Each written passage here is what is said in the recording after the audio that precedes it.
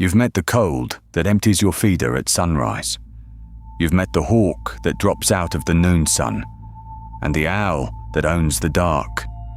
And you've met the gentle killer asleep on your couch. 5 threats, 4 of them alive. This is the 5th, and it's the one that undoes them all. Doesn't hunt, doesn't move. It has never been hungry because it has never been alive. It has no eyes, no claws, no schedule, and it kills more birds than every wild predator in this series combined. In one country, it kills close to 1 billion of them a year. And here's the part that should stop you cold. It isn't out in the wild. It's built into the walls of your own house. In fact, there's a good chance you're looking through it right now.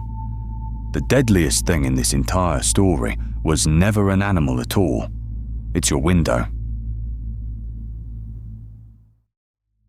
Let's start with the scale, because it barely sounds real. Every year, in the United States alone, birds fly into glass and die in numbers reaching close to 1 billion. Not the towers downtown, all of it everywhere added up. It is, by a wide margin, the second biggest way that we kill birds. You already know what's in first place: the cat. Put those 2 at the top of the list and almost nothing else comes close. Not the cars, not the poison, not the wind turbines. And every hawk, every owl, every falcon hunting all day and all night. On this scoreboard, they're a rounding error all over again. But here's what makes glass different. There's no drama to it. No talons, no chase. It's a slow, silent bleed. 1 bird at a time, off 10,000 ordinary windows in 10,000 ordinary backyards. Nobody sees the billion. They just see the one on the patio and think it was bad luck. And even that number is almost certainly too low. We'll get to why. So how does this keep happening? How does an animal that can spot a hawk a mile off fly headlong into the side of a house? The answer is that a bird's eye, for all its brilliance, has one blind spot it was never built to cover. A songbird sees the world in more color than you ever will. It can pick a single moth out of a hedge and catch it on the wing. But in all the millions of years its eye was being perfected, and it never once met a surface that was clear and hard and solid, all at the same time. Because in nature, nothing is. If you can see through it, you can fly through it. That rule has never failed a bird, until we invented one that breaks it. So a bird doesn't see your window. It can't. It has no idea the concept even exists. It simply sees whatever the glass is showing it, and flies straight for it at full speed. The eye sharp enough to track a falcon in open sky is completely, hopelessly blind to the pane of glass 20 feet from your feeder. And now the cruel part. Because a window doesn't just fail to warn a bird, it actively lies to it. A clean pane of glass doesn't look like nothing. In daylight, it looks like more of the world. It mirrors the sky. It mirrors the trees. It reflects the open garden back so perfectly that, to a bird, the glass isn't a wall. It's an invitation. Picture a songbird at your feeder when a hawk comes through. It does the one thing that has always saved its life. It explodes toward open sky. And there, in the window, is open sky. A second one, wide and bright and clear, a perfect escape route.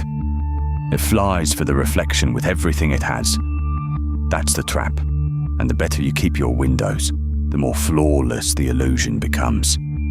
You cleaned the glass until it turned into a doorway to nowhere, baited with a mirror image of exactly the thing every bird is desperate to reach: the sky itself.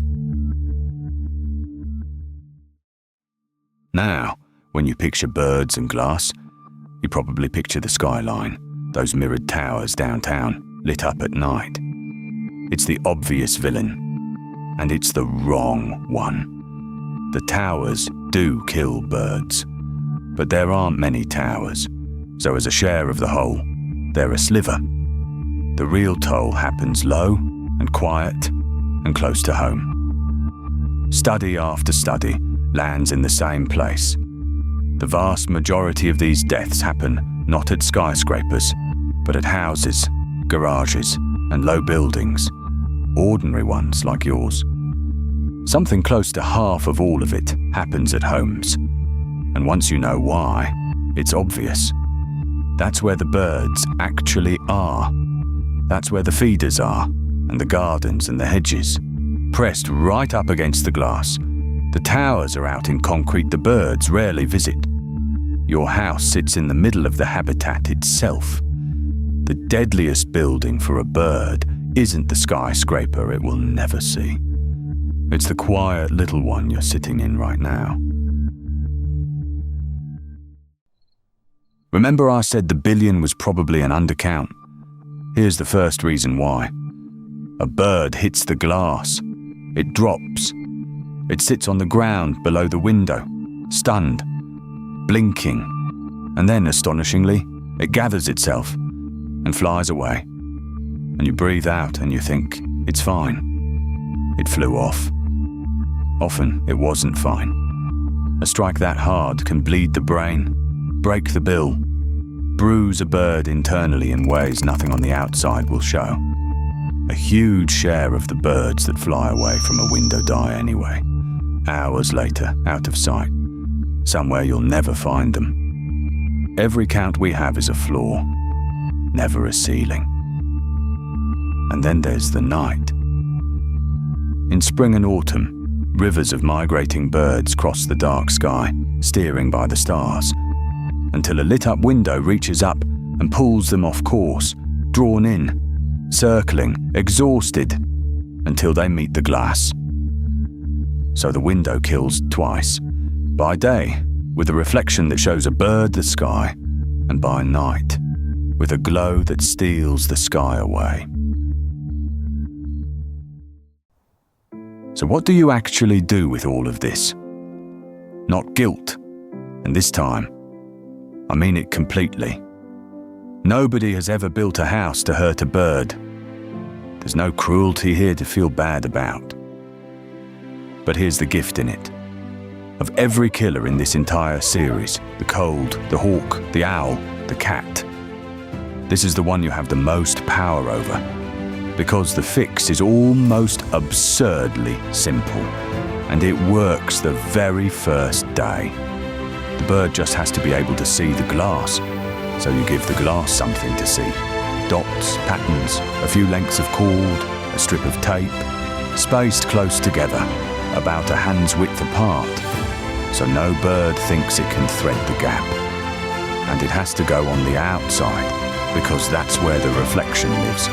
A few dollars of it turns an invisible, deadly window into a visible, harmless one overnight.